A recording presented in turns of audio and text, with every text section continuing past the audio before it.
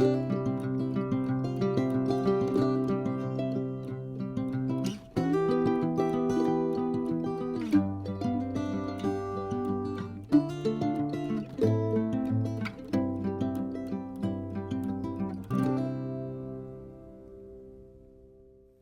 arkadaşlar, İki Ters Bir Düz YouTube kanalındasınız. Bugün sizlerle harika bir yazlık çanta öreceğiz. Çantanın yapılışı gerçekten çok kolay arkadaşlar. Ayrıntılara geçmeden önce küçük bir hatırlatmada bulunmak istiyorum. Kanalıma abone olur, beğeni ve yorumlarınızla kanalımı desteklerseniz çok mutlu olurum arkadaşlar. Görüşleriniz benim için çok değerli. Çantamızın ölçülerini vererek ayrıntılara geçelim. Çantamızın genişliği yaklaşık olarak 44 santimetre. Yüksekliği ise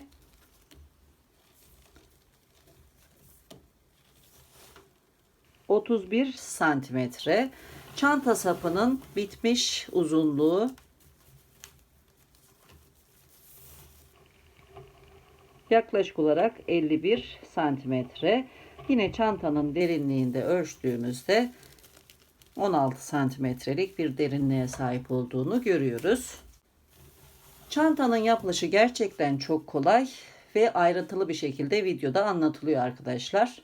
Ben videoyu iki bölüm halinde hazırladım. Birinci bölümde nasıl örüldüğü, ikinci bölümde ise montaj ve çanta sapların örülüşü, takılışı anlatılıyor.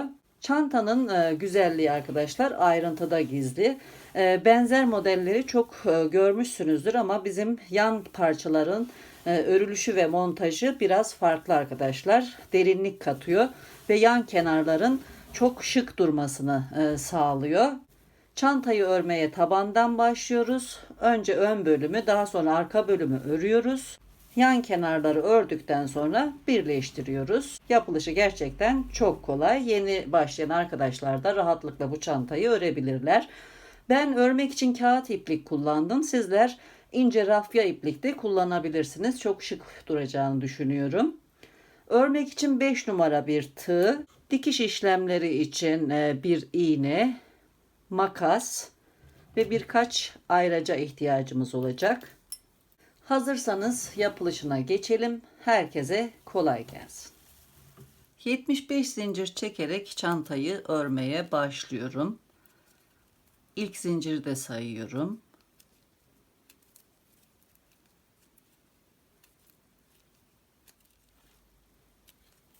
Toplam 75 zincir çektim. İkinci zincire batarak sık iğne örmeye başlayacağım. Zinciri ters çeviriyorum. Sırt tarafındaki çıkıntılara batarak sık iğne örüyorum.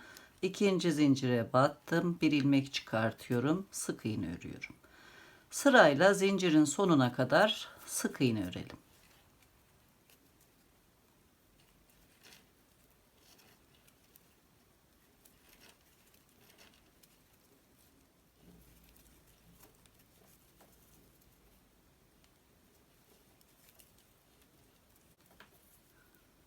Son zincire de batıyorum. Bir sık iğne örüyorum. Toplam 74 sık iğne ördüm. Bir zincir çekip dönüş yapıyorum. İkinci sıraya başlıyorum.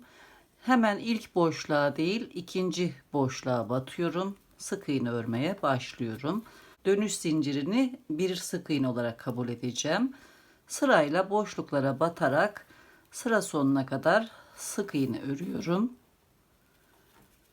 Bu bölüm taban olduğu için biraz sıkı örmeye dikkat edelim.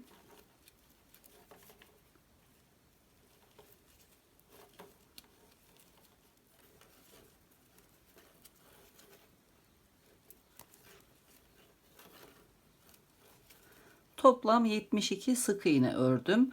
73. sık iğneyi örerken dönüş zincirinin her iki kanadını alarak şu şekilde örüyoruz.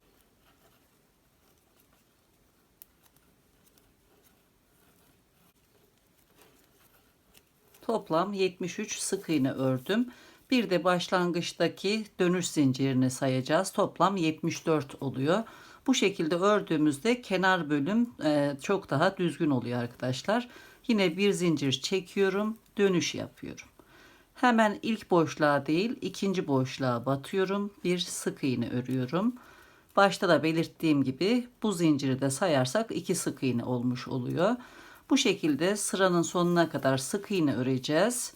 Yine son dönüş zincirine batarak şu şekilde son sık iğneyi örerken her iki kanadını alarak şöyle öreceğiz. Bu şekilde örelim. Tabanı tamamladığımızda tekrar birlikte olacağız. Çanta tabanını tamamladım. Toplam 27 sıra sık iğne ördüm. Çanta tabanının boyu yaklaşık olarak 41 santimetre, eni ise 15 santimetre. Burası çanta tabanının ön yüzü. Şimdi arka taraftan bir sıra kaydırma yaparak dönüş yapacağız ve ön yüzü örmeye başlayacağız. Zincir çekmeden dönüş yapıyorum. İlk boşluğa batıyorum. Bir ilmek alıyorum. Tığdaki ilmeğin içinden geçirerek kaydırma örüyorum. Sırayla her ilmeğe batıyorum. Aldığım ilmeği tığdaki ilmeğin içinden geçirerek kaydırma örmeye başlıyorum. Bu şekilde sıra sonuna kadar devam ediyorum.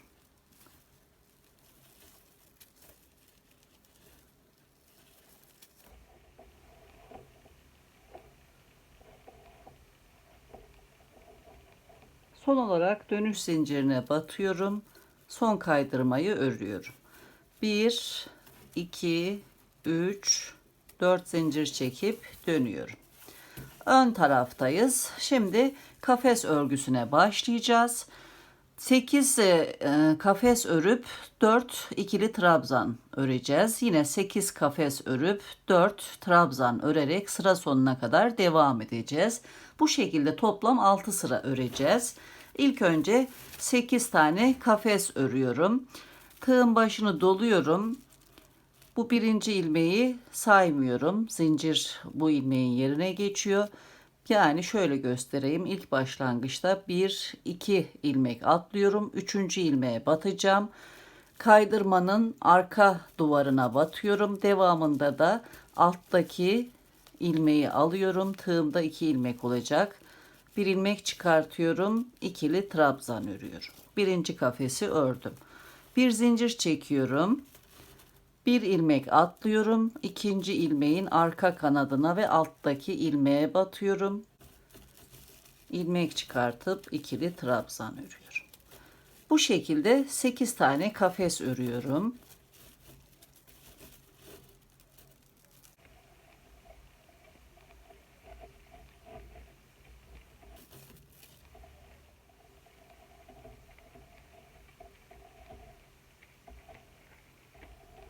Bir, 2, 3, 4, 5, 6, 7, 8 kafes ördükten sonra bu trabzanı da sayarak ilmek atlamadan 4 trabzan örüyorum. 1 2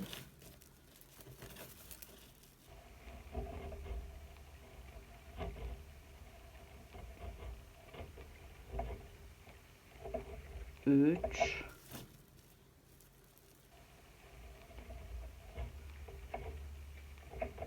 4 ilmekleri aynı şekilde alarak ördüm. Şimdi yine 8 kafes 4 trabzan, 8 kafes 4 trabzan ve 8 kafes örerek sırayı tamamlayacağım. Devam ediyorum.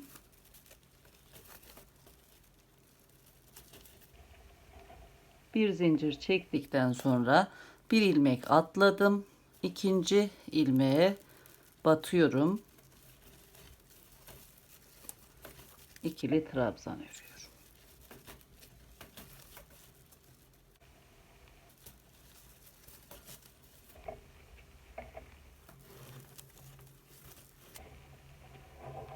Yedi, bir zincir çekiyorum. Burada bir ilmek atlıyorum. İlk kaydırma ilmeğine batıyorum. ve sırayı tamamlıyorum. Bu şekilde birinci sırayı tamamlamış olduk. 8 kafesle başladık. Yine 8 kafesle bitirdik. 4 zincir çekiyorum. 1, 2, 3, 4. Dönüyorum. İkinci sıraya başlıyorum. İlk trabzanın tepesine batıyorum. Birinci kafesi örüyorum. Devam ediyorum. Aralarına birer zincir çekerek toplam 8 kafes örüyorum.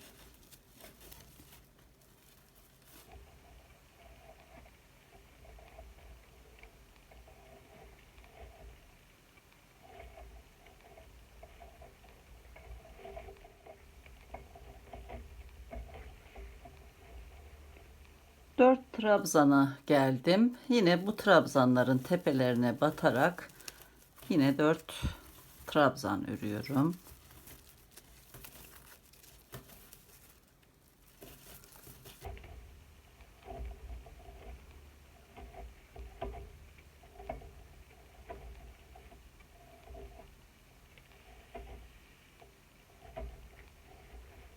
Bu şekilde sıra sonuna kadar devam ediyorum.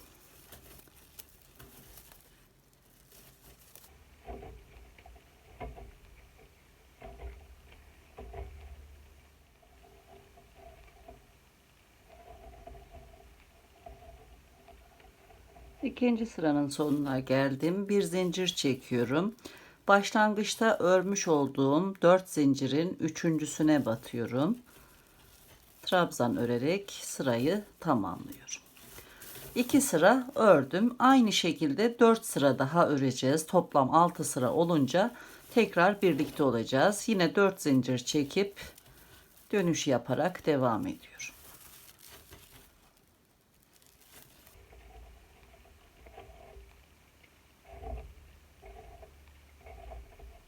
Altı sıra kafes örgüsü ördüm. Şimdi bir sıra ikili trabzan öreceğim. 3 zincir çekiyorum. 1, 2, 3 dönüş yapıyorum. Bu çekmiş olduğum zinciri de bir trabzan kabul ediyorum. Şimdi kafesin içine batıyorum. İkili trabzan örüyorum. Daha sonra trabzanın tepesine batıyorum. Bir trabzan daha örüyorum.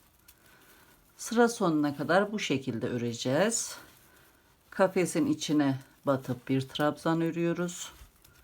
Daha sonra trabzanın tepesine batıp örüyoruz. Bu şekilde sıra sonuna kadar devam ediyoruz.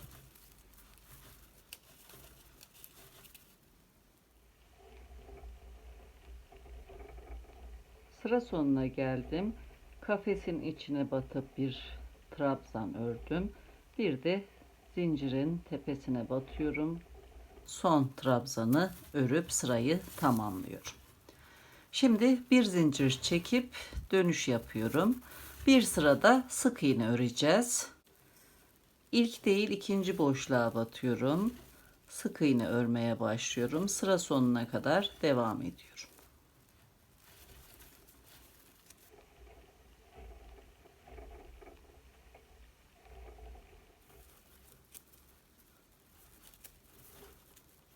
Son olarak da zincirlerin tepesine batıp sık iğne örüyorum. 4 zincir çekiyorum. Dönüş yapıyorum. Tekrar kafes örmeye başlıyoruz. Tığın başını doluyorum. 1, 2, 3. boşluğa batıyorum. İlk kafesi ördüm. Bir zincir çekiyorum. Bir boşluk atlayıp ikinci boşluğa batıyorum. 8 kafes örüyorum.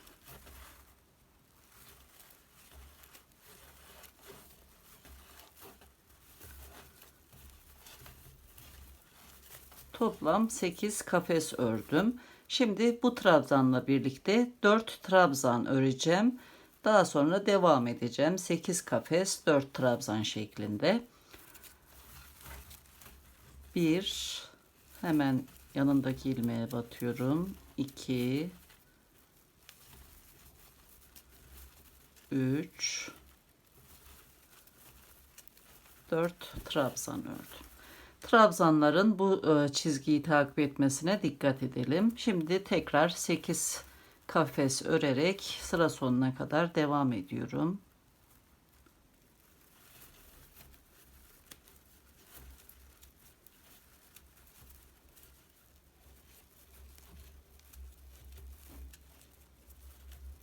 Sıra sonuna geldim. Bir boşluk atlıyorum. Dönüş zincirine batarak bir trabzan örüyorum. 8. kafesi tamamladım. Örgümüzü bu şekilde sürdüreceğiz. İkinci kutuya başladım. Bunları birer kutu kabul edersek. Bunu tamamladıktan sonra üçüncü kutuda sadece 6 sıra kafes örgüsü öreceğiz. Üstüne trabzan ve sık iğne sırasını örmeyeceğiz arkadaşlar. Yani 3 kutu olacak şekilde örelim. Tekrar birlikte olacağız. Çantanın bir yüzünü ördüm. Şimdi diğer yüzüne geçeceğiz. Çanta tabanından itibaren 22 sıra kafes örgüsü ördüm. Son kafesin üzerine de trabzan ve sık iğne sırasını örmedim. Sadece 6 sıra kafes örgüsüyle tamamladım. 3 kutu çalışmış olduk. Uzunluğunu da ölçmek istiyorum. Sık iğne sıralarının üzerine yaklaşık olarak 25,5 santimetre ördüm. Şimdi burada ipi kesiyorum.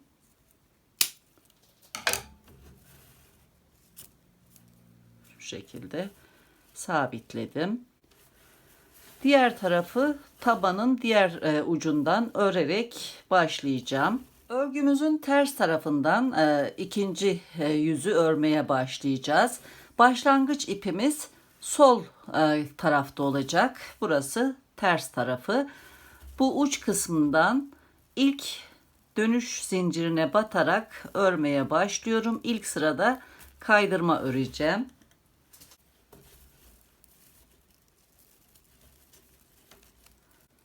Buradaki artık iple bir zincir çekiyorum. Daha iyi sabitleyebilmek için. Daha sonra ilk değil ikinci zincire batıyorum. Bir kaydırma örüyorum. Sırayla taban zincirinin ilmeklerine şu şekilde batarak kaydırma örüyorum. Sıra sonuna kadar devam edelim. Sıra sonuna geldim. Son zincire batıyorum. Son kaydırmayı örüyorum. 4 zincir çekiyorum. 1, 2, 3, 4 dönüş yapıyorum. Aynen bu tarafta yapmış olduğumuz işlemleri birebir tekrarlıyoruz. Arka taraftaki kaydırma ilmeklerinin arka kanatlarına batarak öreceğim. Bu taban zincirinin üzerine çalıştığımız için sadece arka kanatlarını tek ilmek alarak öreceğiz. İlk olarak 1, 2, 3. ilmeğe batıyorum. İkili trabzan örüyorum. Birinci kutuyu çalıştım. Devam ediyorum. Toplam 8 kafes öreceğim. Daha sonra yine aynen burada yapmış olduğumuz gibi 4 trabzan, 8 kafes, 4 trabzan şeklinde devam edeceğiz. Son olarak da 8 trabzanla bitireceğiz. Aynı şekilde örgümüzü sürdürelim. Bu tarafı da tamamladıktan sonra tekrar birlikte olacağız. Çantanın diğer yüzünü de ördüm. Ters taraftayım. O yüzden şu şekilde çantayı çeviriyorum. Buradaki kaydırma sırası ön yüzde olacak. Üst taraftan sık iğne örmeye başlayacağım ve bütün çevresine 3 sıra sık iğne öreceğim. Bir zincir çekiyorum. Kutuya batıp bir sık iğne örüyorum. Bir sık iğne de trabzanın tepesine batarak örüyorum. Sıra sonuna kadar, üst sıranın sonuna kadar bu şekilde devam ediyorum.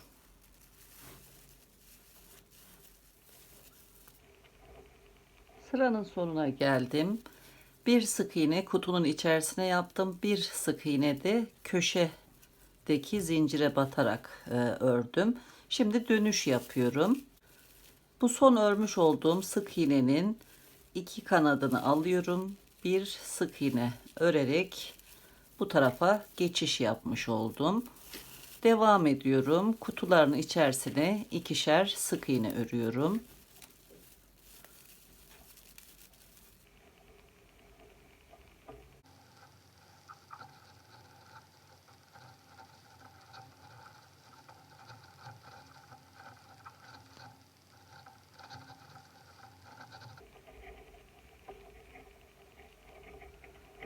Buradaki sık iğne sırasına geldim. Sıra başına batıyorum. Bir sık iğne örüyorum.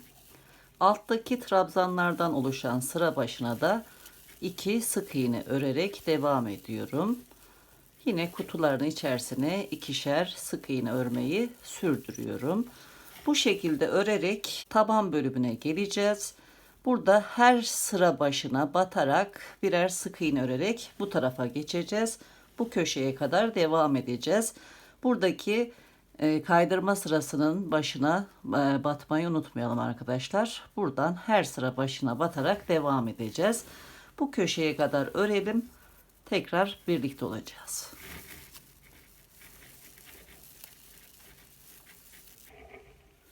Diğer üst köşeye geldim. Son kutunun içerisine 2 sık iğne ördüm. Tekrar son ördüğüm sık iğnenin kanatlarına batarak bir sık iğne örüp dönüş yaptım. Şimdi üst sırayı örüyorum.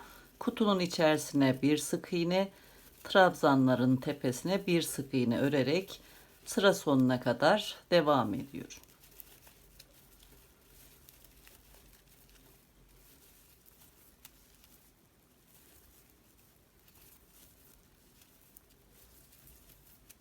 Çantanın üst kenarını tamamladım. Köşedeki zincire batıp son sık iğneyi ördüm. Şimdi diğer yan kenarı öreceğiz. Başladığımız noktaya geleceğiz. Şimdi yine son örmüş olduğum sık iğnenin kanatlarına batıp bir sık iğne örüp dönüş yapıyorum.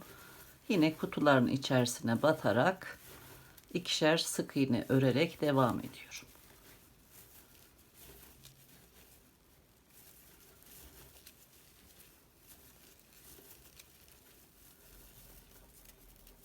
Turun sonunda son kutunun içerisine 2 sık iğne ördüm. Bir sık iğne de ilk başlarken örmüş olduğum sık iğnenin ilmeğine batarak örüyorum. Bu turu tamamladım. İkinci tura başlıyorum. Son örmüş olduğum sık iğnenin yan kanatlarına batıp bir sık iğne örerek ikinci tura başladım. Turu kapatırken batmış olduğumuz bu ilmeğe değil yanındaki ilmeğe batarak devam ediyorum. Sık iğne örüyorum. Diğer köşeye kadar devam ediyorum. Yan parçaları örmeye başlayacağım. Yan parçaları tamamen kafes örgüden çalışacağız. Sık iğne ve dolgu çalışmayacağız arkadaşlar. Yan parçanın tabana denk geldiği yerleri işaretledim. Bu işaretlemeyi de şu şekilde yaptım. Buradaki kaydırma sırasına denk gelen sık iğneden sonra 1, 2, 3. ilmeğe bir ayraç yerleştirdim. Aynı şekilde bu tarafta da kaydırma sırasına denk gelen sık iğneden sonra 1, 2, 3. ilmeğe bir ayraç yerleştirdim.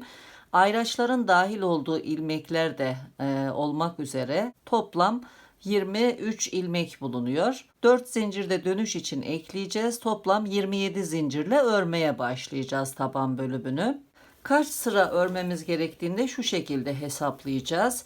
Buradaki son kutunun bitiş yerine bir ayraç yerleştirdim. Çünkü her kutuya ikişer sık iğne ördüğümüz için buna göre hesaplama yapmamız gerekiyor. Bu ayraçtan sonra ikişer ikişer sayıyorum. Her iki ilmek bir sıraya denk geliyor. Şu şekilde başlıyorum. 1, 2, 3, 4, 5, 6, 7, 8, 9, 10, 11, 12, 13, 14, 15, 16, 17, 18, 19, 20, 21, 22, 23 sıra örmem gerekiyor. Bu kafes örgünün etrafına aynen buradaki gibi 3 sırada sık iğne öreceğimiz için buradaki fazlalık ilmeklerde örerken denk gelecek.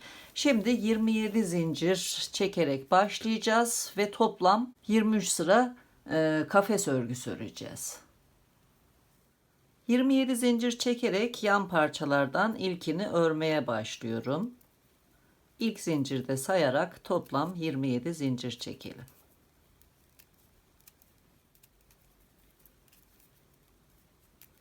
Toplam 27 zincir çektim. Tığın başını doluyorum.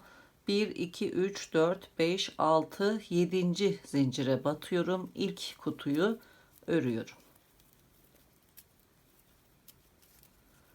Bir zincir çekiyorum. Bir zincir atlayıp ikinci zincire batıyorum. İkinci kutuyu örüyorum. Bu şekilde sıra sonuna kadar devam ediyorum.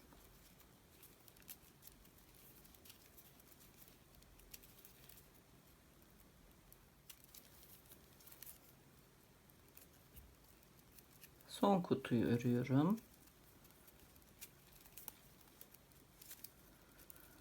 Toplam 11 kafes oldu. Şimdi 4 zincir çekerek dönüş yapıyorum. 1, 2, 3, 4. Tığın başını doluyorum. Trabzanın tepesine batıp ikili trabzan örüyorum. Bir zincir çekiyorum. Yine trabzanın tepesine batıp bir trabzan örüyorum. Bu şekilde toplam 23 sıra kafes örelim. Tekrar birlikte olacağız. Toplam 23 sıra kafes ördüm. Şimdi etrafına 3 sıra sık iğne çalışacağız. İpimiz sol tarafta ama sağ tarafta olması için şöyle çeviriyorum. Buradan başlayacağım. Tamamlandığında ip sağ tarafta kalacak. İpi kesmeden birleştirme işlemine geçeceğiz. Üst tarafı ördüğüm için kutunun içerisine bir sık iğne örüyorum. Bir tane de trabzanın tepesine batarak örüyorum. Bu köşeye kadar bu şekilde devam ediyorum.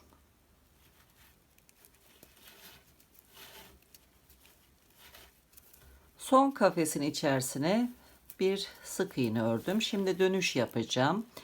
Son örmüş olduğum sık iğnenin yan duvarlarına batıp bir sık iğne örüyorum. Yine kafesin içerisine 2 sık iğne örerek devam ediyorum. Yan tarafta olduğumuz için her kutuya ikişer sık iğne örerek köşeye kadar devam edelim.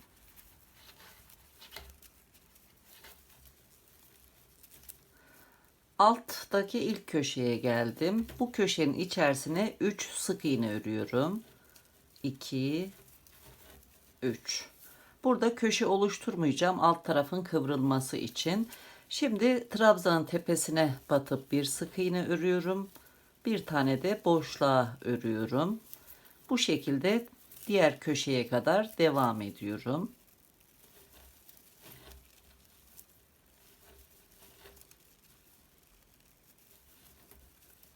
Alttaki diğer köşeye geldim. Yine son kutunun içerisine 3 sık iğne örerek dönüş yapıyorum. 1, 2, 3. Şimdi yine kutuların içerisine ikişer sık iğne örerek başlangıç noktasına kadar devam ediyorum.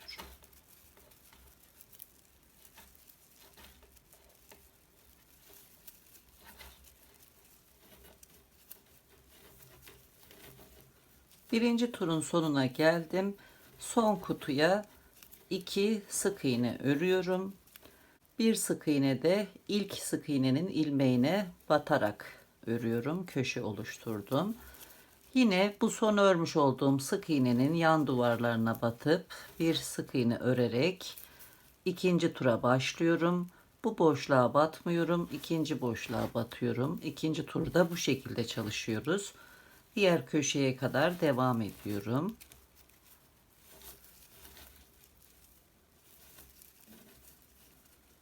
İkinci köşeye geldim. İlk dönüş sık iğnesinin ilmeğine batıp bir sık iğne örüyorum. Yine son örmüş olduğum sık iğnenin yan duvarlarına batıyorum. Bir ilmek örüyorum. İlk boşluğu atlayıp ikinciye batıyorum. Bu şekilde devam ediyorum.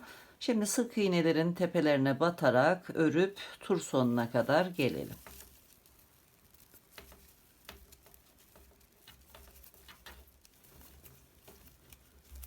İkinci turun sonuna geldim. Dönüş için örmüş olduğum ilk sık iğnenin ilmeğine batıp son sık iğneyi örüyorum. Son örmüş olduğum sık iğnenin yan kanatlarına batıp bir sık iğne örerek dönüş yaptım. Şimdi ilk boşluğa da batıyorum. Son sırada bu şekilde örüyoruz. Devam ediyorum ikinci köşeye kadar.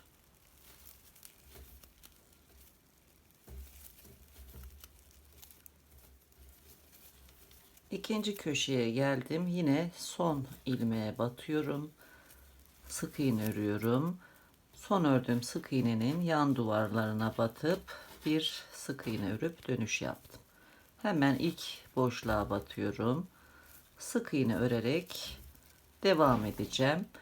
Bu turu tamamlayalım. Tur sonunda tekrar birlikte olacağız.